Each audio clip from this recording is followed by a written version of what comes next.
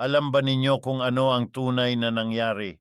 Isang pangyayaring tila hindi nakita ng maraming analista, ngunit kung susuriin nating mabuti kung paano gumagalaw ang tunay na kapangyarihan sa ating rehiyon, ito ay halos hindi na dapat ikagulat. Si Donald Trump ay muling naglaro ng lumang laro ng pananakot at ultimatum. Ngunit sa pagkakataong ito, nahulog siya sa bitag na hindi niya inakalang umiiral. At ang bansang naglatag ng bitag, hindi Mexico ngayon, kundi ang Pilipinas. Hindi ito simpleng issue ng taripa o retorika sa diplomasya. Ang nasasaksihan natin ay mas malalim, isang sandali ng pagbabago sa balanse ng kapangyarihan sa Indo-Pacific. Sa loob ng maraming dekada, malinaw ang dinamika. Nagsasalita ang Washington at nakikinig ang Maynila. May kasaysayan ng kolonyalismo, may mga kasunduang militar, may pang-ekonomiyang pag-asa sa merkado ng Amerika. Ngunit ang tanong ngayon ay ito, paano kung ang bansang dati tahimik ay nagsimulang magsalita ng may kumpiyansa? Dumating si Trump na may parehong estilo. Malakas ang tono, puno ng pagbabanta. Mga taripa laban sa produktong Pilipino. Presyur hinggil sa polisiya sa West Philippine Sea. Mga pahayag na tila nagsasabing ang Pilipinas ay dapat pumili, sumunod o magdusa.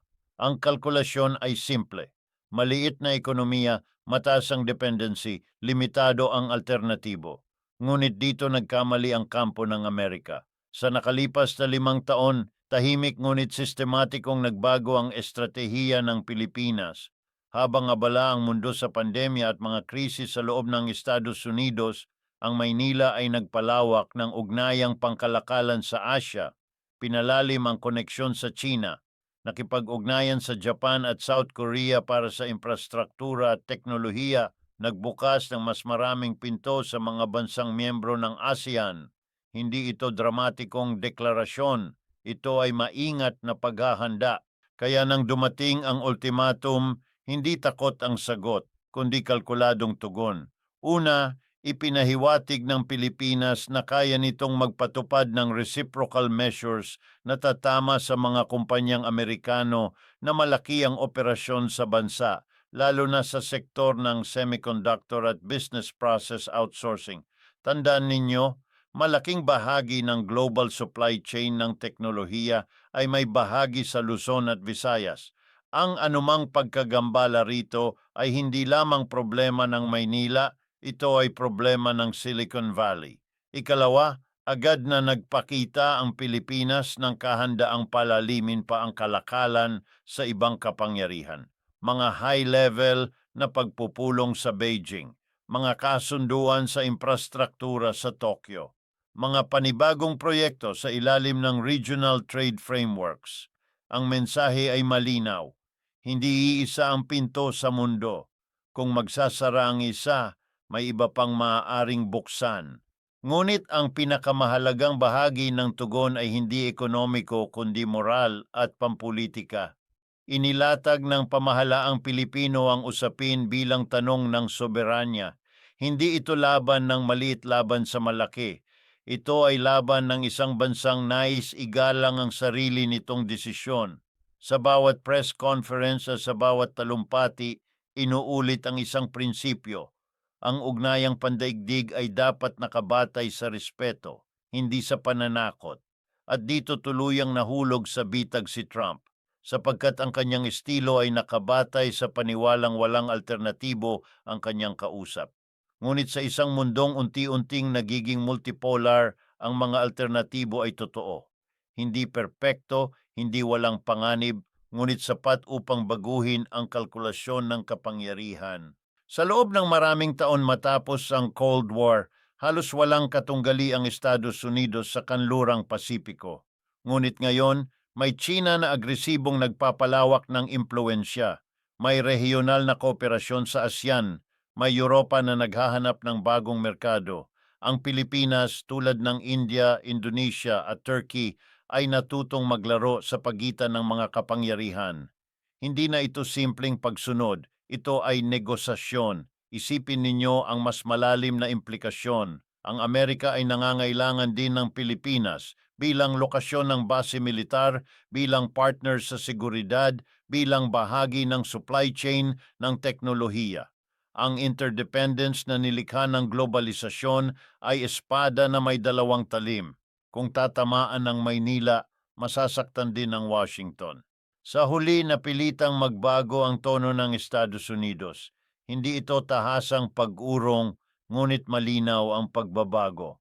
Mas mahinahon ang wika, mas bukas sa kompromiso, sapagkat napagtanto nila na ang dating formula ng pananakot ay hindi na gumagana sa parehong paraan.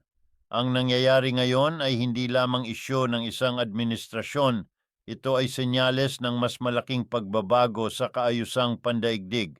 Ang unipolar na mundo ay unti-unting nawawala. Ang mga bansang dati tahimik ay natutong magsalita at ang Pilipinas, isang bansang madalas tingnan bilang peripheral, ay nagpapakita na kaya nitong maglatag ng sariling landas. Kung iisipin natin ito bilang simpleng diplomatic spot, mababaw ang ating pag-unawa. Ito ay leksyon sa kung paano gumagalaw ang kapangyarihan sa ika-21 na siglo. Hindi na ito absolutong dominasyon. Ito ay relasyonal, nakabatay sa mutual vulnerability. At sa sandaling ito, ipinakita ng Pilipinas na may kakayahan itong gamitin ang bagong realidad na iyon. Hindi sa pamamagitan ng sigaw o agresyon, kundi sa pamamagitan ng maingat na estratehiya at malinaw na mensahe. Hindi kami basta susunod. Kung akala ninyo ay natapos na roon ang kwento, nagkakamali kayo. Sapagkat ang tunay na drama ay nagsimula pagkatapos ng unang sagutan. Doon naging malinaw kung gaano kalalim ang interdependence na matagal nang itinanggi sa pampublikong diskurso sa Estados Unidos. Sa loob ng mga dekada, ang naratibo ay simple. Kayang parusahan ng Washington ang sino mang hindi susunod. Ngunit sa kaso ng Pilipinas, ang bawat hakbang ng presyur ay may katumbas na panganib para sa mismong ekonomiya ng Amerika. Isipin ninyo ang sektor ng semiconductor. Malaking porsyento ng assembly at testing ng microchips na ginagamit sa mga sasakyan, smartphone at defense systems ay ginagawa sa Pilipinas. Ang anumang seryosong pagkagambala rito ay magpapataas ng presyo, magpapabagal ng produksyon at direktang tatama sa mga kumpanyang Amerikano. At hindi lang iyon. Ang industriya ng BPO sa Pilipinas, call centers, IT services, back office processing ay mahalagang bahagi ng cost structure ng maraming kumpanya sa Estados Unidos. Kung magsimula ang Maynila na maglatag ng mga restriksyon o baguhin ang mga patakaran, ang epekto ay agad mararamdaman sa Wall Street. Ang mga stock price ay hindi immune sa geopolitics. Dito naging malinaw ang isang pangunahing katotohanan, ang kapangyarihan ay hindi lamang nakabase sa laki ng GDP o sa dami ng aircraft carrier. Ito ay nakabase sa mutual vulnerability. Kapag ang dalawang ekonomiya ay malalim ang pagkakaugnay, ang pananakot ay hindi na isang simpleng sandata. Ito ay maaaring bumalik at tumama sa nagbabanta. Habang tumitindi ang tensyon, tahimik na gumalaw ang diplomasyang Pilipino. Sa mga pagpupulong sa rehiyon, sa mga closed-door talks sa Asia, ipinakita ng Maynila na handa itong palawakin ang regional supply chains na hindi nakasentro sa Estados Unidos. Ang ASEAN integration ay muling binigyang buhay. Ang mga trade facilitation agreement ay binigyan ng bagong momentum. Ang mensahe, ang Pilipinas ay may kakayahang mag-diversify. Ngunit mas mahalaga pa rito ang internal na dimensyon. Sa loob ng bansa, ginamit ng pamahalaan ng sitwasyon upang palakasin ang diskurso tungkol sa industrial policy at self-reliance. Hindi ibig sabihin nito ay pagputol sa Amerika. Ang ibig sabihin nito ay pag-angat ng bargaining position. Kapag ang isang bansa ay may malinaw na domestic strategy, mas mahirap itong i-pressure mula sa labas. Samantala, sa Washington, nagsimulang marinig ang mga boses ng negosyo. Mga lobby group na nagsasabing ang agresibong taripa laban sa Pilipinas ay makakasira sa supply chain stability. Mga senador mula sa mga estadong may malalaking tech investments na nagtanong kung sulit ba ang eskalasyon. Ang politika sa loob ng Amerika ay hindi monolitiko at dito nakita ang isa pang layer ng bitag. Sapagkat ang estratehiya ng Pilipinas ay hindi lamang direktang pagsagot sa White House. Ito rin ay pag-unawa sa internal contradictions ng sistemang Amerikano. Ang populistang retorika ni Trump ay kailangang harapin ang interes ng corporate America. At ang corporate America ay hindi komportable sa instability. Habang lumalalim ang negosasyon, naging mas malinaw ang pagbabago ng tono. Ang dating ultimatum ay naging structured dialogue. Ang dating banta ay naging mutual review.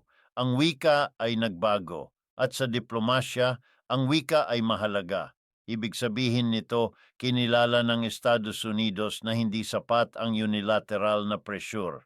Ngunit huwag nating maliitin ang kahalagahan nito. Ang Pilipinas ay hindi naging superpower sa magdamag.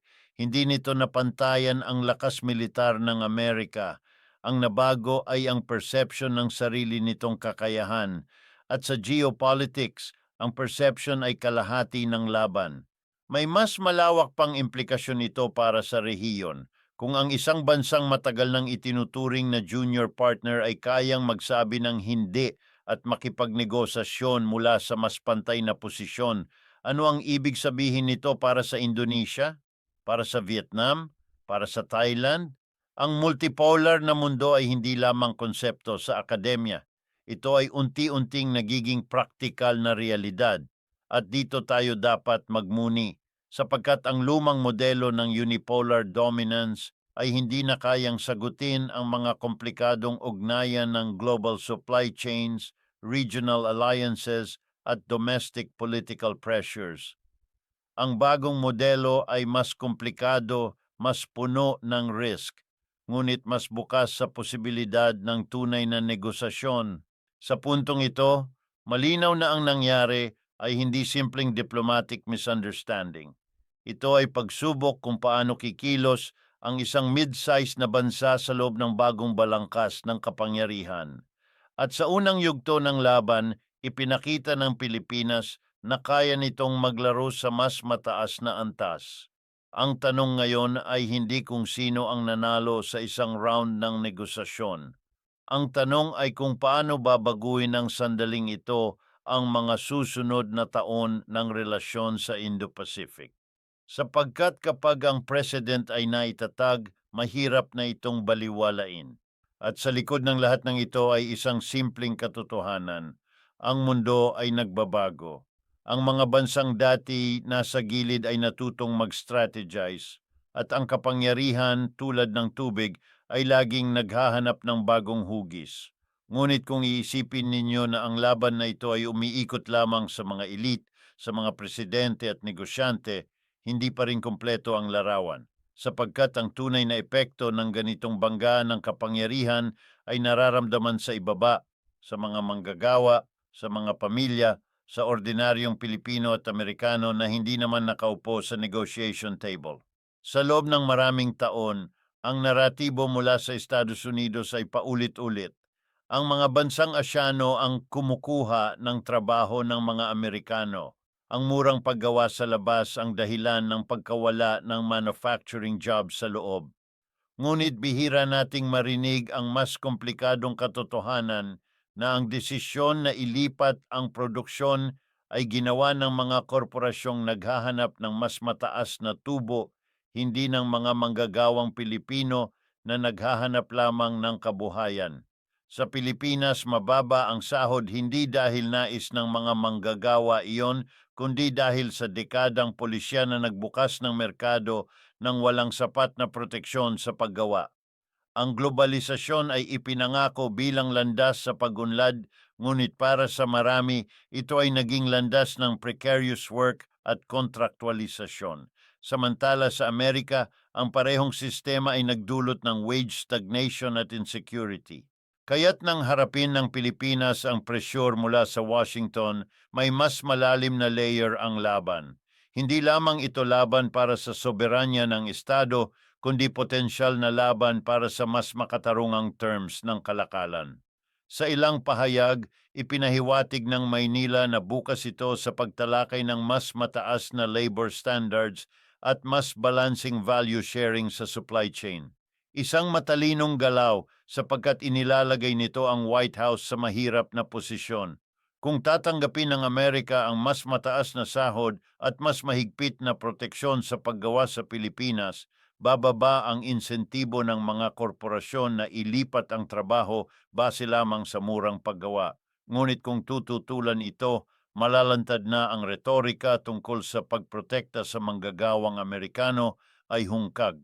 Ito ang mas malalim na bitag, ang paglantad ng kontradiksyon sa loob ng sistemang kapitalista, sapagkat ang global supply chain na itinayo ng mga korporasyon upang palakihin ang kita ay siya ring naglimita sa kakayahan ng Estado na gumamit ng simpleng pananakot. Ang interdependence ay naging structural reality. Habang nagpapatuloy ang negosasyon, malinaw na ang laban ay hindi zero-sum. Ang Pilipinas ay hindi naghahangad ng pagputol sa Amerika. Ang hinahangad nito ay mas balanseng relasyon. Ngunit ang paghingi ng balanse sa isang sistemang sanay sa dominasyon ay radikal na hakbang. Sa mas malawak na konteksto, ito ay bahagi ng mas malaking pagbabago sa pandaigdigang ekonomiya.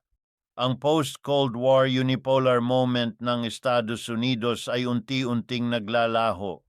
Ang China ay patuloy na nagpapalawak ng impluensya. Ang India ay gumagawa ng sariling landas. Ang Indonesia at Vietnam ay lumalakas ang bargaining power. Ang multipolarity ay hindi na teorya. Ito ay nagiging istruktura ng bagong kaayusan. Sa ganitong mundo, ang mga bansang katamtaman ng laki ay may puwang para sa mas independent na polisiya. Hindi ito nangangahulugan ng kawalan ng risk. Ang pagbalansi sa pagitan ng malalaking kapangyarihan ay delikado. Ngunit ito ay nagbibigay ng mas maraming option kaysa dati. At dito dapat tayong mag-isip ng mas malalim. Anong uri ng kaayusan ang nais nating umusbong? Isang mundo ba na ang kompetisyon ng malalaking kapangyarihan ang patuloy na magdidikta sa kapalaran ng mas maliliit? O isang mundo kung saan ang mga bansang tulad ng Pilipinas ay may kakayahang magtakda ng sariling direksyon kahit sa loob ng komplikadong sistema? Ang nangyayari ngayon ay hindi simpleng diplomatic episode. Ito ay sandali ng pagre-realign ng kapangyarihan. At sa bawat ganitong sandali, may pagkakataon, hindi garantiya, ngunit posibilidad na magtakda ng mas makatarungang terms ng pakikipag-ugnayan. Habang sinusundan natin ang mga headline, mahalagang tandaan na ang tunay na laban ay hindi lamang tungkol sa taripa o military access. Ito ay tungkol sa kung sino ang may kakayahang magdesisyon para sa sarili. Ito ay tungkol sa kung ang mga dating junior partners ay mananatiling tahimik o magsisimulang magsalita ng may malinaw na estratehiya. At sa ngayon, malinaw ang isang bagay. Ang Pilipinas ay hindi na basta tagasunod sa entablado ng geopolitics. Ito ay aktibong kalahok, may sariling kalkulasyon, may sariling interes, at may kakayahang gamitin ang bagong multipolar na mundo upang palakasin ang posisyon nito. Ang tanong na lang ay kung paano ito huhubog sa susunod na dekada, sapagkat ang mga desisyong ginagawa ngayon sa Maynila at sa Washington ay may ripple effect na aabot lampas sa dalawang bansa. At tulad ng sinabi ko sa simula, kung iisipin natin ito bilang simpleng balitang pampolitika, mababaw ang ating pagtingin. Ang nasasaksihan natin ay pagbabago ng balanse, isang tahimik ngunit makasaysayang paggalaw ng kapangyarihan. At ngayon narating natin ang pinakaimportanting punto, ang hinaharap, sapagkat ang ganitong mga sandali ay hindi nagtatapos sa isang press conference o sa isang pahayag ng kompromiso. Ang mga ito ay nag-iiwan ng bakas sa istruktura ng kapangyarihan. Kung magtatagumpay ang Pilipinas sa pagpapanatili ng mas balanseng relasyon sa Estados Unidos habang sabay na pinapalalim ang ugnayan sa ibang kapangyarihan, magbabago ang buong lohika ng Indo-Pacific. Hindi dahil magiging dominante ang Maynila, kundi dahil maipapakita na posible ang strategic autonomy kahit para sa bansang hindi superpower. Isipin ninyo ang president na ito.